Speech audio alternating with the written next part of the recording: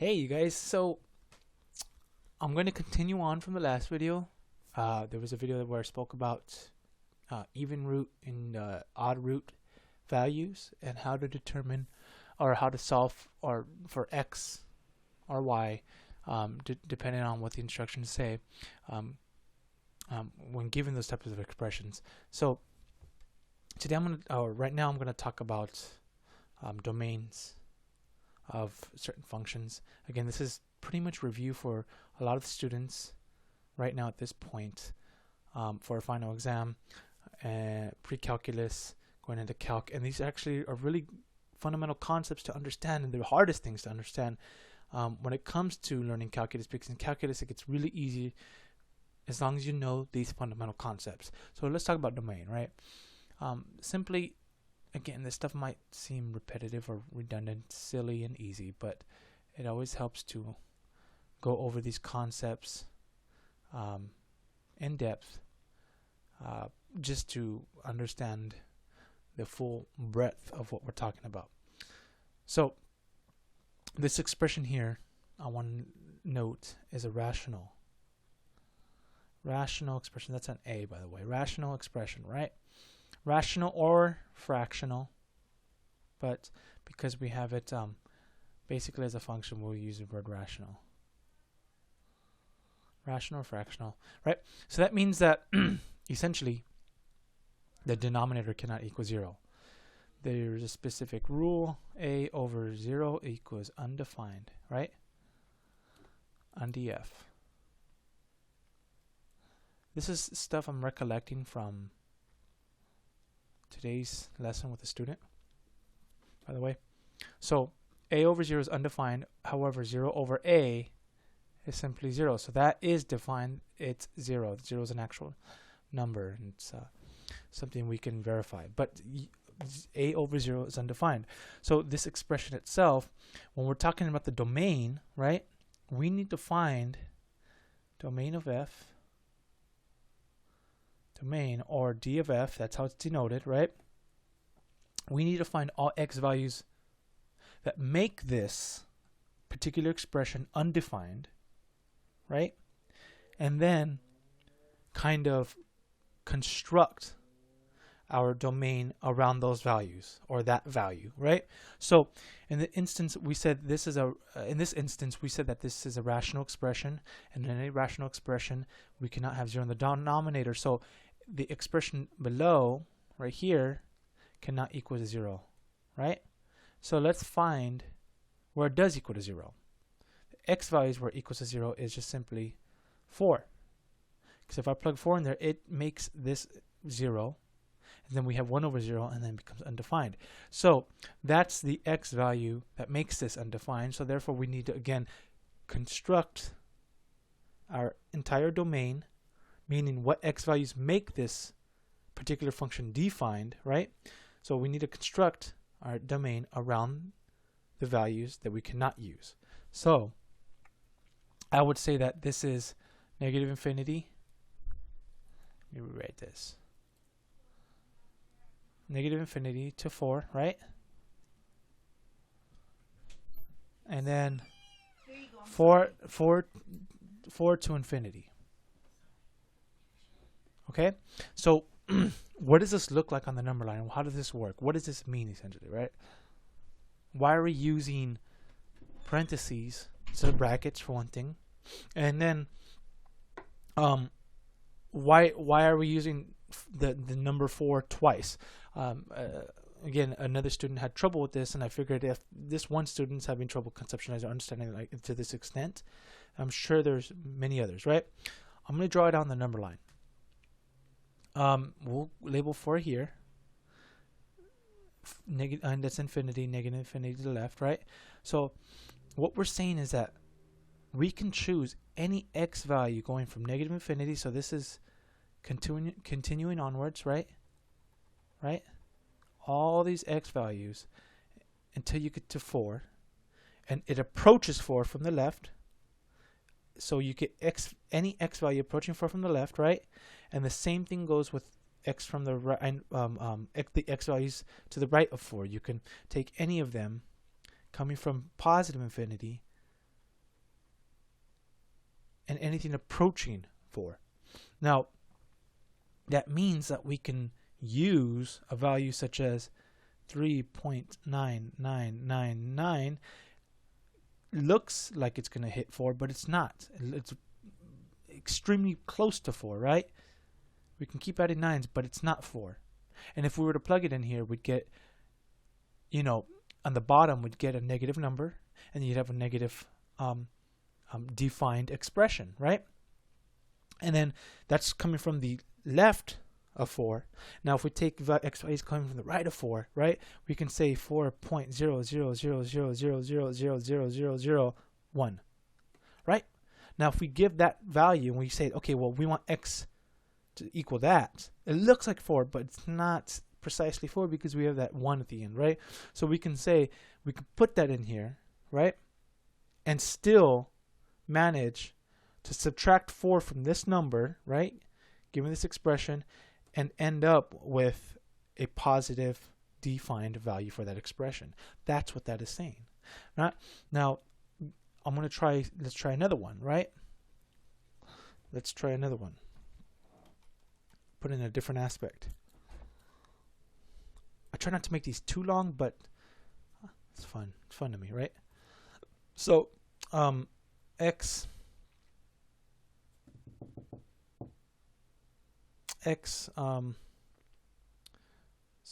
squared minus 3, or minus, let's say, sorry, I don't know why I put 3. I do know why I put 3, because I wanted x squared minus 9. That's why, right? This is 1 over x squared minus 9. So the function of x equals to 1 over x squared minus 9. All right, so what are we saying then? Again, we have to find out that when we're talking about the domain, denote it once again and practice this stuff, and rewind if you have to. D of f, right? It's good to know this jargon. We're looking at a rational expression. So then in order to find the domain, we have to find out where the denominator equals to 0, right? And then construct our domain around those values, or that value, depending. So x squared minus 9 equals to 0. We can factor this, x minus 3. That's why I put that initially. X plus 3 equals to 0, right?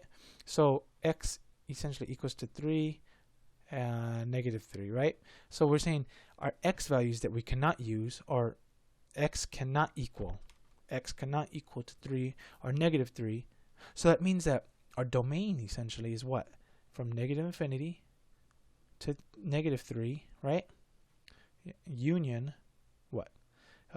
Negative 3 to 3, and then union 3 to infinity, right? We can use all values approaching negative 3 from the left, and then negative 3 from the right, right?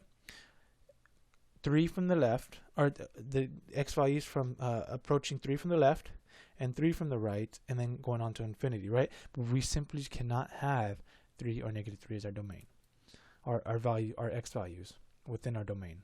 So our domain does not include x values of 3 and negative 3, but it's everything else, right? Okay. Hopefully this is helping you guys and not confusing you. Again, I expect you guys, or I actually implore you to message me if you have any concerns. If I've done anything wrong, please let me know. All right, check it out. What about a domain of one? Let's say this one. X plus 3 x squared minus 9, right? Well, we know the bottom is 0, right? When x equals to negative 3, we already figured this out, and 3, right? But if we plug a negative 3 in, and we plug negative 3 in here, we get 0 of 0, right? So what we can do, if we see a common factor, and which I do, let me factor this out. We can go ahead and cross cancel, or cancel out these x plus 3s, because we see that this bottom expression has a common factor with the top expression, which is x plus 3. As long as you have a common factor, then you can rule out certain aspects of that and end up with this expression, right? Then our domain is simple. Or the x values, our x cannot equal to 3. So, again, we have negative infinity to 3 union 3 to infinity, right? Not bad. So, rule here, or moral of this expression is that if the denominator and the numerator have a common factor, reduce it, essentially, and then kind of work with that simplified expression, which is this. What about 1 over root x? Again, these are just working with domains. I'm trying to give you varying aspects or different ideas on how to look at different expressions dealing with domains, right? So, again, it's a rational expression. Just because there's a root in the bottom doesn't change that fact, right? So that means that root x has to be greater than 0, right? Right? So that means that, let me take it back, let me kind of jump away from this a little bit. If we're just looking at root x, the x values that make this expression true, right? Or we know that x has to be greater than or equal to 0, right? Why? Because we can have root 0 equals 0, and as long as anything positive under there, we can say 4, 2, any. I'm not going to even get into specifics, but we can say that we can have any positive value under there, or we can have 0 under that root sign, and still get a defined expression. By the way, 0 is neither positive or negative. Again, 0 is neither positive or negative. That's why we say it can be either 0 or positive, but it can't be negative, right? Because if we have, I'm going to jump ahead, and this is going to tie in another concept. If we have a negative value, negative x, right? And we say, oh, x is 1. So we say the function of, so you're going to have x equals negative, square root of negative 1, right? If we say x is 1, well, then there's a problem right there. We have introduced an imaginary number. I hope you guys recall that the square root of negative 1 is I, and if imaginary means that it is not a real number. So that's why we cannot have a negative value. Well, that's not why, but having a negative value under that root sign gets into this imaginaries, and we don't want that.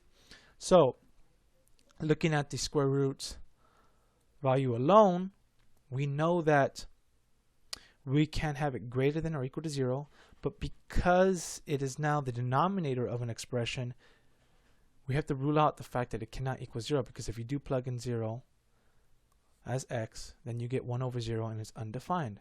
So basically, our values have to be x is greater than 0, right?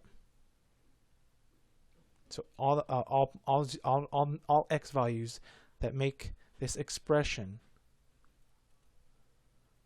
true from 0 cannot equal 0. That's why we have the parentheses to infinity, right? And that's essentially it. All right, so I'm running low on time. I don't want to drag this on too much. Excuse me, I'm just kind of stuttering.